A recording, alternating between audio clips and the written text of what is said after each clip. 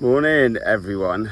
As you can see, I'm in an absolutely beautiful corner of the world this morning, and that over there's the border to China, and I'm here in Hong Kong. But following on from last week's video where I talked a little bit about the idea of AI sort of coming in and starting to be integrated into the world and what goes on in the day, one of the things we noticed is AI seems to be in a bit of a hype cycle these days, right? It seems to be in one of those moments where it's new, it's a shiny new toy to play with, everyone's getting involved, and they're starting to work out what that really could mean for their organization. Now, there's this model called the Dunning-Kruger effect. Have a look at it, search it up, and you'll see that it sort of talks to a little bit about the way we become competent over time versus our confidence with new tools and techniques. And I think it really describes quite well what could happen with AI. Now, the first thing in this cycle is this massive uptake of interest.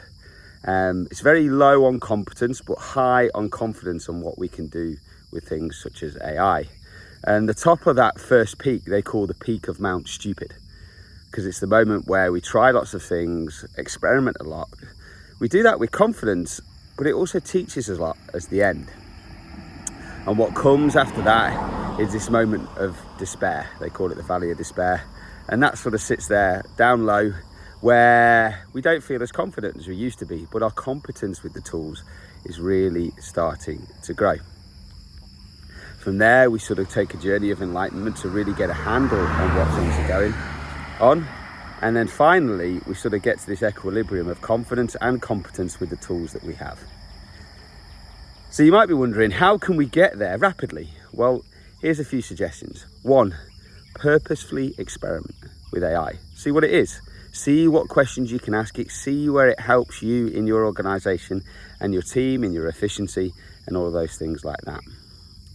Second thing you can do is start to measure the outcomes that AI is giving you. So qualify and quantify the value that you invest in your time and your team invest in your time in those AI models, and those AI tools can really help you and your organizational outcomes. And I would say the final thing to always remember is AI can't factor for all human emotions. It's pretty good. Some models are saying 90% of human emotions it can predict and understand, but it can't factor for all of them, much like humans. So just remember that as you start to experiment with AI.